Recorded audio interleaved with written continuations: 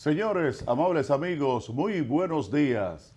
Como de costumbre, aquí estamos nosotros ante ustedes para presentar el programa de hoy, Primera Hora, el matutino, por aquí por Teleimpacto, canales 22 y 52. Gracias como siempre por su televidencia desde temprano. Nosotros como siempre este contenido del programa en deportes, artes, reportajes, opinión, comentarios, entrevistas, todas las cosas que son necesarias para que comencemos el día bien informado.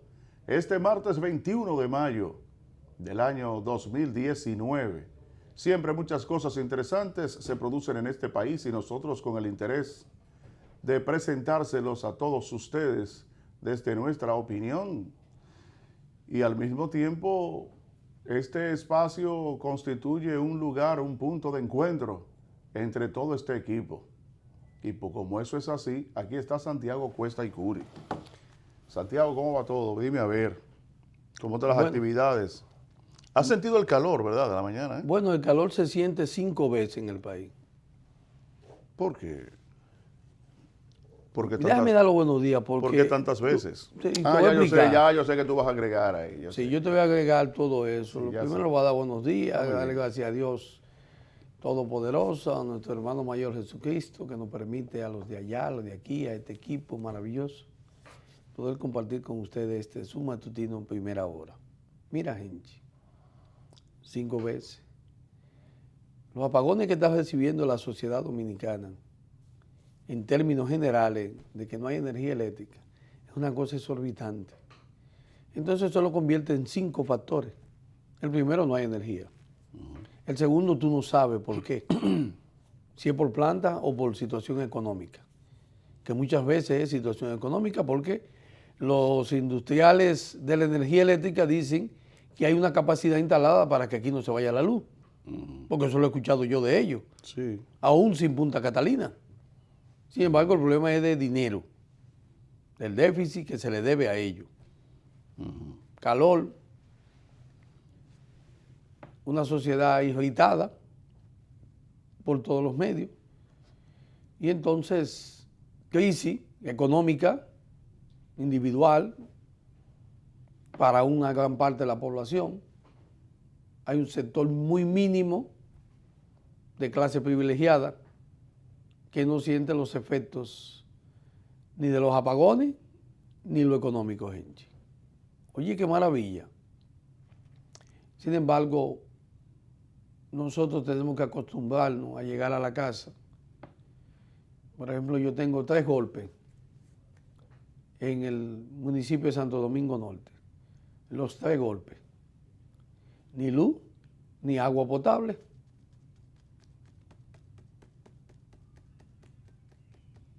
Y un desastre de municipio. Entonces, la energía eléctrica brilla por su ausencia. Anoche llegó a las 11 de la noche, se va a las 6 de la mañana, vuelve a la 1, dura 1 hora. Y de las 2 de la tarde, 2:30 hasta las 10:30 de la noche, no retorna. Santo Domingo Norte es un abandono. Las calles no están asfaltadas, la mayoría de los residenciales sí van a los barrios y asfaltan hasta 2 y 3 veces en campaña, porque el clientelismo se le olvida que quienes viven en los residenciales son los que pagan mayor cantidad de impuestos, como reciben también el vejamen de ni siquiera recoger la basura a tiempo. Hay una contradicción total en lo que es la eficiencia y devolverle a la sociedad el respeto. Entonces, ¿sabes lo que es un municipio que tiene 17 años esperando que le pongan agua potable desde el 2002 del gobierno de Hipólito Mejía? Estamos a la puerta ya del 2020, 2 décadas. Que ese municipio con casi 1 millón de habitantes no tenga agua potable, ni hablar de energía eléctrica. Y sus calles son totalmente cartones de huevos. La basura es un desastre. O sea, ¿cómo puede una nación el cuarto municipio más grande de la sociedad dominicana, está tan atascado y abandonado como si estuviéramos en el siglo XIX. Porque si yo estuviera en el siglo XIX, yo les reconozco cuando eso era Villamella. Y yo entiendo. Sin embargo, ni cuando era Villamella tenía más prestigio, más respeto. Incluso había hasta más energía eléctrica. Yo conversaba con gente antes de iniciar y hablábamos de la era de Trujillo, de la balanza de pago que yo desde ayer estoy hablando, del déficit que tenemos año tras año en la balanza de pago y en nuestra cuenta corriente, que hubo una celebración en el 2016 después de 10 años, pero él se fue nada más 10 años. El ministro de Hacienda, cuando dijo hubo un superávit en la cuenta corriente de 3.000 millones. Busquen cuánto es el déficit anual, 6.000 millones. ¿O ustedes no ven por qué hay que hacer bono para poder cubrir el superávit de la cuenta corriente? El déficit. Cada año el presupuesto es deficitario. Y entonces, año tras año, la balanza comercial es deficitaria. Para que una economía esté estable y pueda verse la redistribución en una sociedad y ver una sociedad cambiar y tener oportunidades, usted tiene que tener un crecimiento constante en las importaciones y las exportaciones, pero sobre todo con una exportación superior a las importaciones, porque el país que no tiene capacidad de producir bienes y servicios que demanda su población, en términos generales, es un país que está en déficit y con problemas serios. Nosotros, en vez de avanzar, nos hemos atrasado. Y yo me sorprendo cuando oigo a la gente hablar de progreso y de avance, porque hay teleféricos, porque hay metros, porque hay túneles, porque hay elevados. Y eso es el progreso de una nación. No, señores. Cuando usted relaciona y hace una comparación, como vengo haciendo yo, en términos del siglo XX y el siglo XXI, la era de Trujillo y lo que han sido estos 53 años de supuesta democracia, usted se asusta. No puede ser que Trujillo, que no fue a la escuela, en comparación con los presidentes que hemos tenido, profesionales, universitarios, en la era del avance de la tecnología y la comunicación, cuando Trujillo no había esos avances, y que la economía se manejara mejor, y que se preocupara esos gobiernos por producir y satisfacer la demanda interna en cuanto a bienes y servicios. No, que fuéramos una isla donde teníamos el dólar a la par, y cantidad de países en crisis que no podían tener una balanza de pago positiva ni el dólar a la par, y más después de la Segunda Guerra Mundial. Teníamos mejores privilegios que Alemania, que España, para que usted tenga una idea de cómo era la República Dominicana. Porque Japón, Alemania, todos esos países tuvieron que reestructurarse a base de préstamos por la Segunda Guerra Mundial. Incluso hasta los mismos Estados Unidos, que fueron el motor de inyectar dólares, aún sin tener respaldo, en calidad de préstamo en todas esas naciones, para que pudieran florecer. Porque la moneda que asumió el mundo después de ese desastre, en términos generales, fue el dólar. Y había que pagar todo con dólares. Cuando eso no existía el yen para pagar como moneda fuerte, ni tampoco había euro. Eran los dólares norteamericanos. Y que Trujillo tuviera la capacidad, su gobierno, de poner el dólar a la par igual que el peso. ¿Por qué? Había respaldo que en esa época usted tenía que tenerlo garantizado con lingotes de oro. Su moneda era fuerte. Decía un peso oro. ¿Lo recuerdas, Genji? Sí, un peso de oro, claro. Era el peso dominicano. No era simplemente un peso oro. Una economía solidificada, donde se hacían grandes importaciones, porque la construcción de este país, en términos de edificaciones y carreteras, la hizo Trujillo en su gran mayoría, el Estado. Ese palacio donde han pasado los últimos 7 presidentes, lo construyó Trujillo con materiales importados de la más alta calidad. Por eso un hospital de Trujillo no se cae, ni una escuela. Ahí sí. No se cae porque los materiales de la más sólida calidad. Teníamos una fábrica de cemento que exportaba cemento, señores. Nosotros exportábamos a todas esas islas. Unos ingenios que vendíamos azúcar a toda la parte del mundo.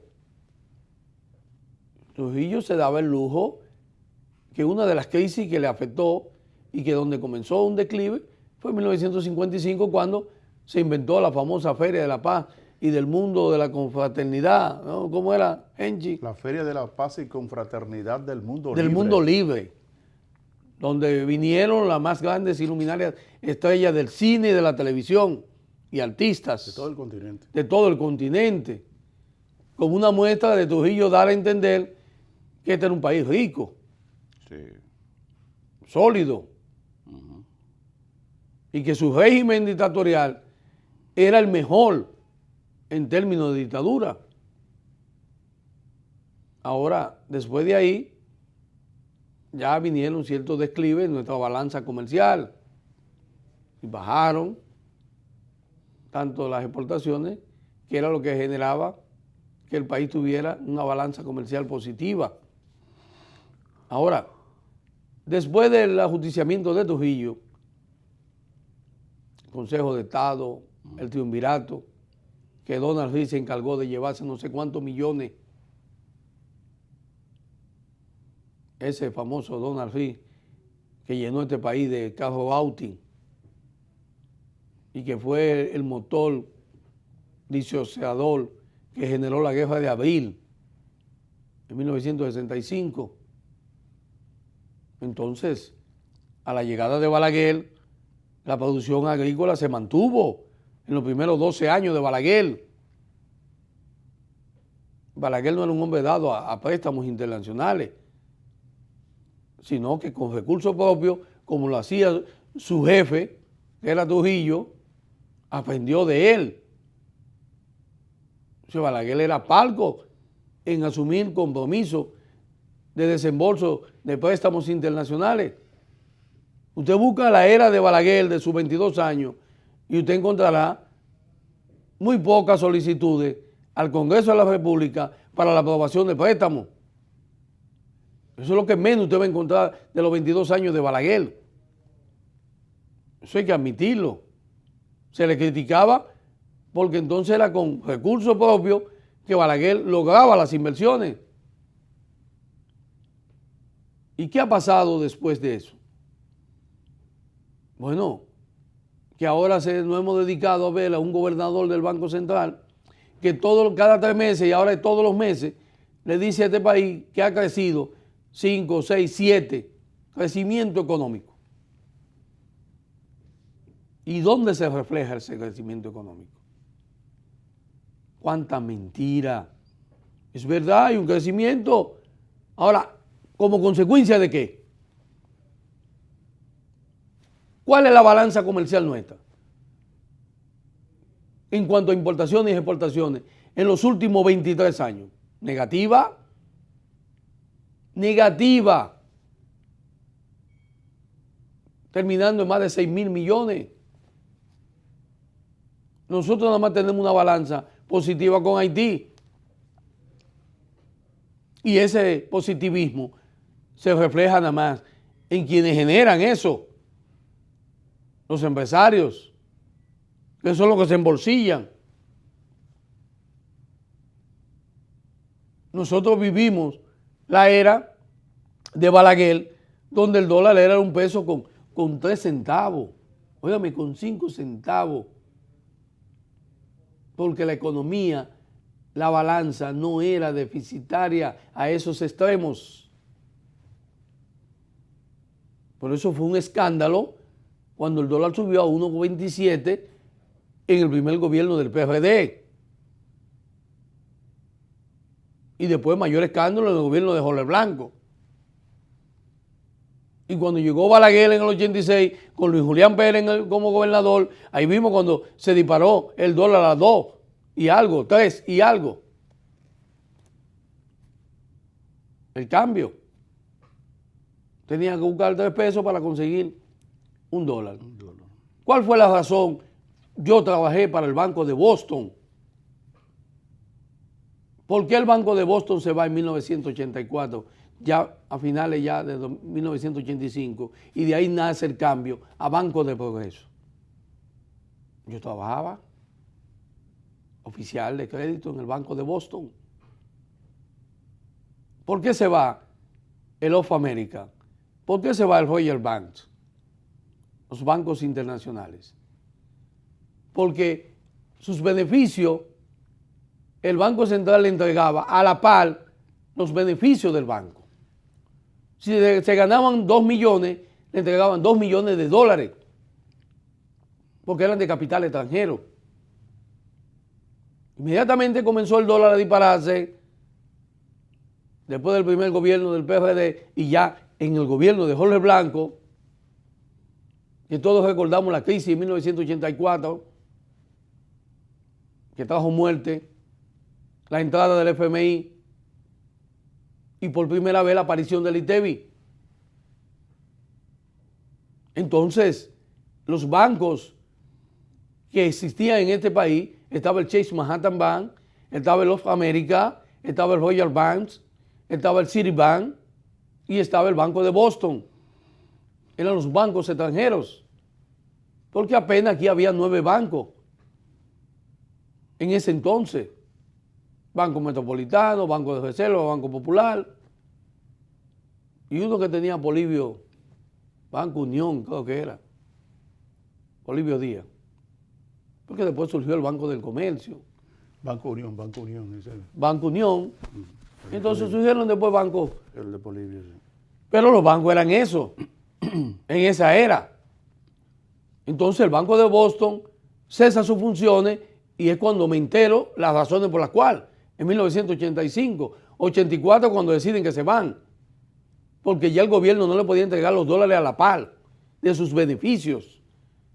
Ahí comenzó la desgracia de la República Dominicana en términos de balanza de pago y de intercambio comercial, y la desaparición hasta la fecha del control de la moneda dominicana. Ahí se inició. Nadie ha detenido la hemorragia.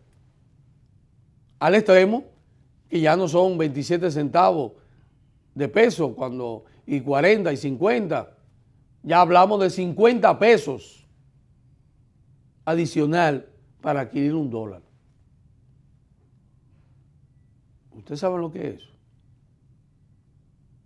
Ya es una cosa exagerada. Ya no se habla de centavos. ¿Y cuál ha sido la razón? Una balanza deficitaria. Porque la única forma de mantener fuerte la moneda de un país no es el flamante crecimiento económico del señor Valdés Albizu, que de nada le sirve a este país. Le sirve nada más a los empresarios que se van con el santo y la limosna y a los funcionarios que ganan salarios virtuosos, a los hijos y a los que se roban en la corrupción, que se va en las uñas y en los préstamos. A eso es que le ha beneficiado el crecimiento económico del señor Valdés Albizu. Qué lamentable que esta sociedad no entienda hacia dónde vamos. Ninguna nación ha podido desarrollarse sin energía eléctrica. Ha sido la causa fundamental que no le ha permitido a este país industrializarse para poder tener una balanza comercial positiva. No se produce nada. Y lo que se produce es de baja calidad, que es lo peor. Vendimos todas las empresas del Estado a empresarios privados y a políticos confabulados de empresarios. Y obviamente desaparecimos todos los ingenios del Estado. Ahora tenemos que importar o comprarle a Central Romana el azúcar, porque ni eso producimos. Hay que importar lo que este país está en capacidad de producir: ajo, cebolla, plátano, arroz, habichuela, maíz. Pero por Dios, cuando Trujillo había suficiente leche y carne, y todavía en la era de Balaguer, de los 12 años, el SEA gana, se lo comieron. Pregúntenle al cañero, Alfredo Martínez, cómo terminó el SEA gana en manos de él también. Para los que no saben lo que era la ganadería del SEA, cómo estaba el vacuno ahí, de todo. Se lo comieron los defalcadores de todos estos gobiernos consecutivos. Una cosa atroz. Entonces, cuando hablamos de economía, no nos respetamos. Parecería que no fuimos a la escuela. Y solamente el síndrome de Valdés Albizu tiene inubilado a los empresarios que toda esa burbuja caerá de golpe, tarde o temprano. Un país con una deficiencia extraordinaria de producción. Y ahora con escasez de lluvia que obliga al sector agrícola a producir menos. Usted tenía que en San Juan de la Maguana se producía arroz, sorgo, maíz, habichuela, frijoles de otra naturaleza, guandules, que eran los guandules también. Óigame, autosuficiente para el consumo interno. Ya no es ni siquiera autosuficiente para la población de San Juan de la Maguana. Lo que se produce en San Juan, no hay capacidad ni siquiera para alimentar a San Juan de la Maguana con lo que allí se produce. El famoso granero del sur, con tierras riquísimas. Ahora se le dice de nuevo que no pueden sembrar arroz. Óigame esto. Y las habichuelas, de una de las mejores calidades del mundo, apenas se siembra el 10%, retención de un 90%. Es duro. Y ahí no se interviene ni Yomaira, que para nada ha servido como una persona con tanta influencia en el gobierno. Félix Bautista, que para nada ha servido para esa provincia en términos agrícolas. Totalmente abandonada, como está también el Cibao. Y ni hablar del ganado del este, abandonado también. Y entonces, ¿cómo nosotros ahora metiendo a los chinos a importar todo lo que venga de China, en su mayoría sin calidad, para que ya definitivamente en República Dominicana no se produzca nada? Porque los chinos sí son expertos en traerte todo. ¿Y qué vamos a hacer con el dólar entonces? ¿O usted le va a pagar a los chinos con pesos? Cuando nosotros importamos, nuestra balanza con Estados Unidos son 9,000 millones de importación y apenas 5,000 de exportación. Y ya va creciendo la de China. Iba por no sé cuántos millones y nosotros no llegábamos ni a 1 millón. Usted no está entendiendo. Y entonces Valdés Albizu, con su síndrome, de un crecimiento económico de 6, 7. Y yo tengo 17 años esperando agua potable en Santo Domingo Norte, señor Valdés Albizu. ¿De qué me ha servido ese crecimiento económico? No tengo calles asfaltadas, un municipio abandonado, con casi 1 millón de habitantes. a 5 minutos de la capital y como a 15 de su búnker del Banco Central. Y ese es el país que nosotros nos merecemos económicamente. Vamos a poner atención. Uno no puede descansar. No hay energía eléctrica. Hemos invertido todos los millones del mundo, desde Julio Sauri hasta el actual Rubén Bichala.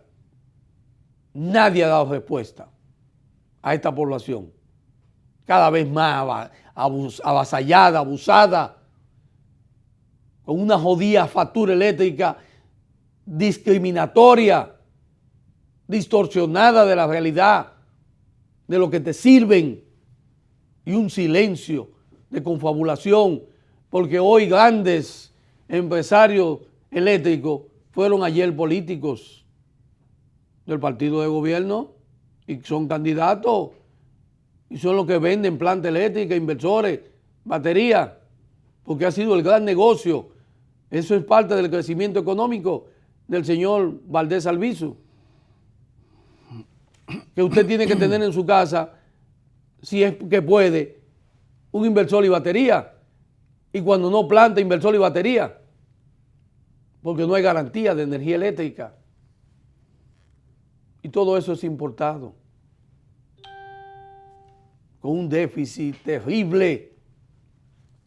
Yo por eso le dije a Henchi que yo tenía que volver a la universidad, porque el empeño en la universidad es enseñarle a uno lo que era un superávit y cómo se establecía un superávit.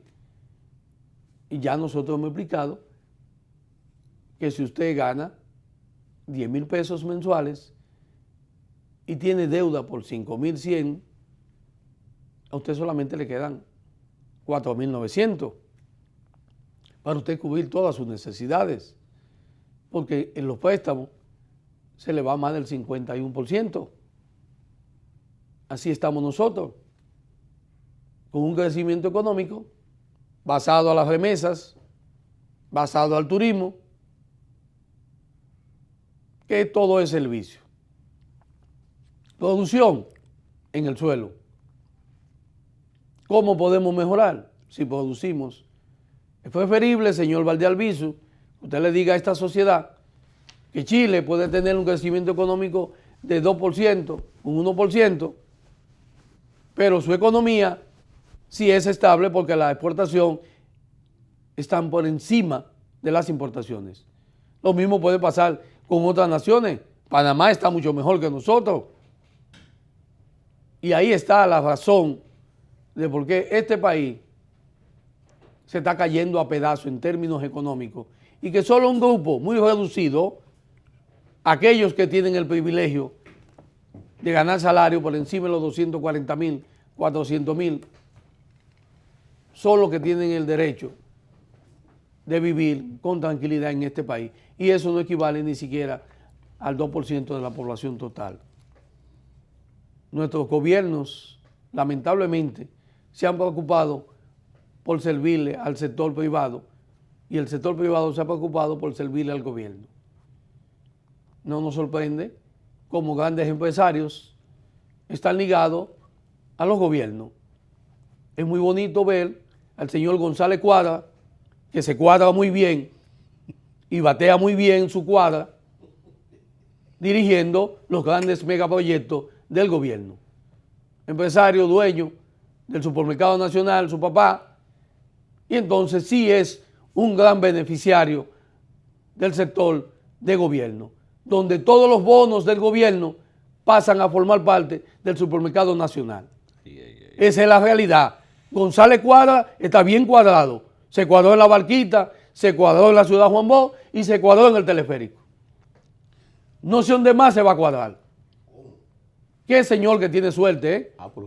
Qué bien cuadrado está el señor Manuel González Cuadra. Excelente. Pero mientras tanto, la población dominicana está totalmente descuadrada. Ahí